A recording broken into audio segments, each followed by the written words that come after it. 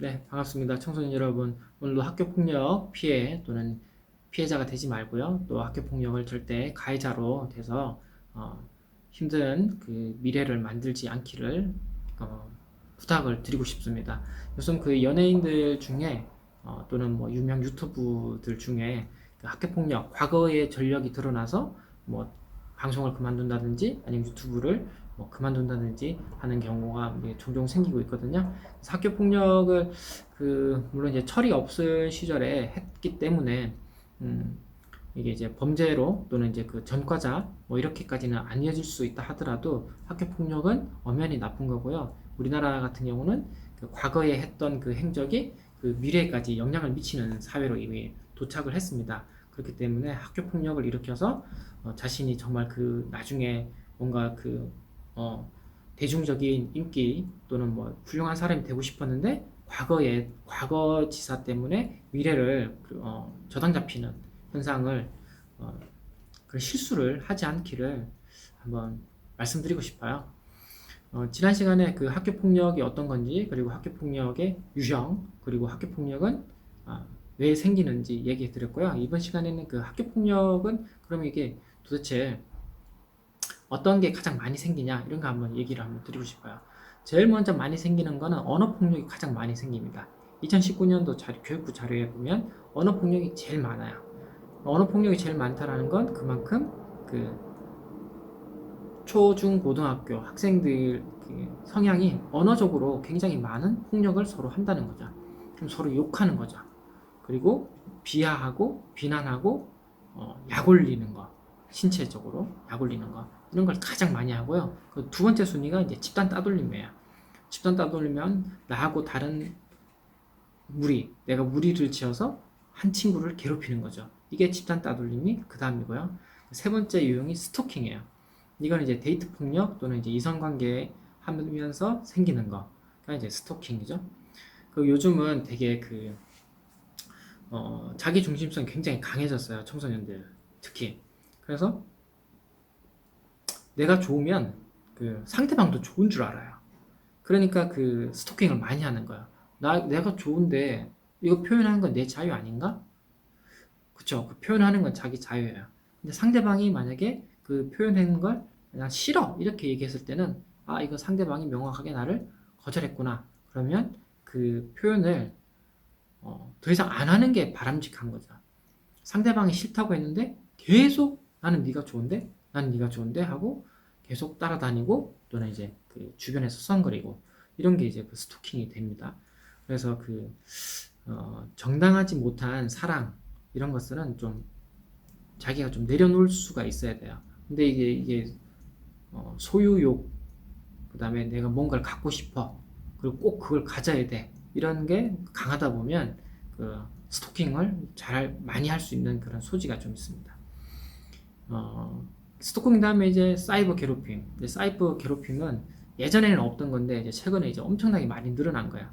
인터넷 상에서 또는 SNS 상에서 페이스북이나 카카오톡 단톡방에서 특히 이제 이런 일들이 좀 많이 일어나죠.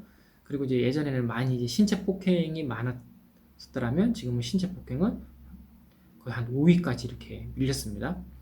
그리고 이제 가끔 이제 성추행이나 성폭행 있고요. 그리고 강제 심부름이나 금품 갈취 이런 것들이 그 밑에 순으로 이어지고 있습니다. 그래서 학교 폭력의 그 실태도 최근은 이제 이렇게 가고 예전에는 이제 좀 때리고 이런 게 많았다 그랬잖아요. 그래서 때리고 이런 게 많았다가 지금은 점점 그런 것들은 줄어들고 주로 이제 언어적으로 서로 다툼을 하는 경우가 정말 많이 늘어났습니다. 그래서 바르고 고운 말 쓰자 캠페인 같은 것도 있던데요. 바르고 고운 말 쓰다 보면 인성도 좋아지고요. 그리고 언어 폭력으로 상대방을 해치는 경우도 좀 줄어들겠죠. 어, 몸에 난 상처는 시간이 지나면 대부분 다 아뭅니다. 그렇지만 마음에 입은 상처는 정말 잘 치유가 잘 안 됩니다. 물론 이제 마음에 난 상처를 치유해주는 저희 같은 뭐 상담사도 있고요. 전문 정신과 의사 선생님도 계시지만 마음에 난 상처는 정말 이게 오랜 세월을 거쳐서 치료를 해야 되고 또는 오랜 세월이 지난 이후에 마음의 상처가 두드러지기도 하고 이게 다 마음의 상처는 주로 뭘로 받죠? 언어로 이렇게 마음의 상처를 많이 받습니다. 그래서 언어 폭력을 좀 줄일 수 있는 그런 청소년들 되시면 참 좋겠습니다.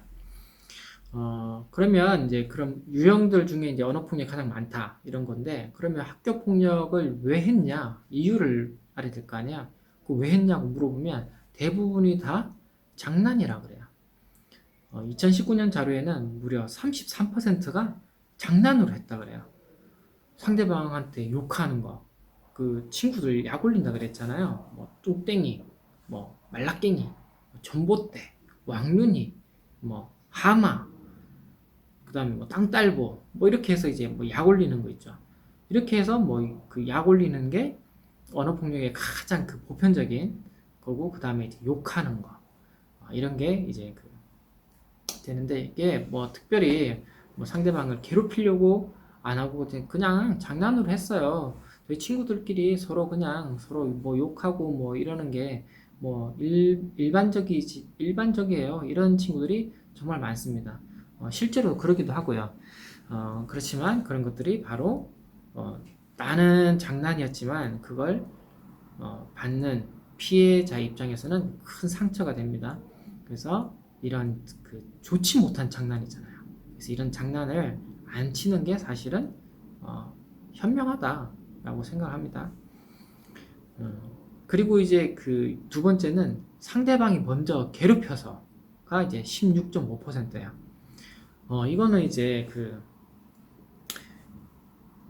참았다가 그 자기 의사 표현을 하는 친구들이 이런 유형이 많이 걸릴 수 있어요. 그러니까 이제 뭐 언어 폭력이나 또는 뭐 그 사소한 그 접촉 이런 거 있죠. 막 때리고 이런 건 아닌데 뭐 어깨를 뭐 밀친다든지 아니면 뭐 이렇게 어깨로 갖고 툭툭 치는 거 있죠. 그리고 이제 뭐 물건들을 이렇게 툭 치고 지나가서 이렇게 귀찮게 바닥에 떨어뜨려 가지고 귀찮게 한다든지 이런 걸 의도적으로 하는 거죠. 이게 뭐 장난이든 뭐든 그렇게 해놓고 그 친구가 처음에는 한번 내가 좀 참아야지, 그리고 이따 또 두 번째는 또 참았는데 또 참아야지 하고 이렇게 몇 번 참다가 세 번째는 어떻게 돼요? 앞에 거, 두 번째 했던 거 이런 거 다 모아가지고 그걸 이제 내가 이때까지 참았는데 도저히 못 참아 하고 분노를 표현하는 거. 그래서 이건 이제 어떻게 보면 그 분노 표현을 하다 보면 먼저 때리기도 하고 또는 뭐 크게 욕을 할 수도 있죠. 그래서 상대방이 먼저 괴롭혔기 때문에 나도 상대방한테 물리적인 행사를 할 거야, 이런 생각을 가진 겁니다. 그 물리적인 행사의 말이 나와서 이야기를 하자면 어떠한 경우든지 물리적으로 어떤 힘을 행사하는 것은 정말 바람직하지 못합니다. 왜냐하면 폭력으로 무언가를 해결하겠다고 하는 마음가짐은 진짜 이 약육강식의 그 마음가짐이에요. 폭력으로서 해결되는 건 사실 아무것도 없어요. 그거는 이제 역사가 우리한테 말해주고 있습니다. 그 우리나라도 이제 뭐 한 60년 전에, 70년 전에 6.25 전쟁을 겪었잖아요. 6.25 전쟁을 겪을 때 그러면 가장 많이 죽은 사람이 누굴까요? 사실은 민간인입니다. 그 군인, 전쟁을 실제로 총을 메고 장갑차를 끌고 탱크를 끌고 가서 싸우는 사람들이 군인이잖아요. 그럼 군인들이 제일 많이 죽어야 정상적일 것 같지만은 실제로는 민간인이 엄청나게 많이 죽습니다. 민간인 학살도 당하고요. 또는 이게 그 민간인이 그 군인을 오해받아가지고 또는 그 잘못된 오폭, 그 이제 군사 시설에다 폭격을 해야 되는데 민간인 시설에다 폭격을 하는 거죠. 이렇게 해서 민간인들이 엄청나게 많이 그 사망을 했어요. 그게 바로 폭력으로 뭔가를 해결을 하려고 하면 사실은 그 고래 싸움에 새우 등 트진다고 오히려 정말 약한 사람이 정말 많이 다칩니다. 이 영상을 보는 친구들 중에 그럴 일이 있으면 안 좋겠지만 만약에 부모님이 크게 싸우신다 이렇게 생각해 보세요. 부모님이 싸운다 생각하면 그 피해를 누가 가장 많이 볼까요? 바로 그 자녀들이겠죠. 엄마 아빠는 뭐 막 싸우고 뭐 어떻게 뭐 하고 뭐 심한 경우 뭐 이렇게 뭐 물건도 집어 던지고 뭐 이럴 수 있잖아요. 그러고 나서 부모님은 화해했어. 그런데 그 화해하고 뭐 서로 뭐 그럴 수 있지 하고 돌아섰는데 보니까 그 어린 아이들은 어떻게 됐어요? 그 부모님이 싸우는 시간 동안에 엄청난 그 공포와 그 슬픔과 혼란 속에 방치되어 있단 말이에요. 음. 그래서 폭력으로 뭔가를 해결할 수 있다라는 생각은 버리고 폭력은 아무것도 해결해 주지 않습니다.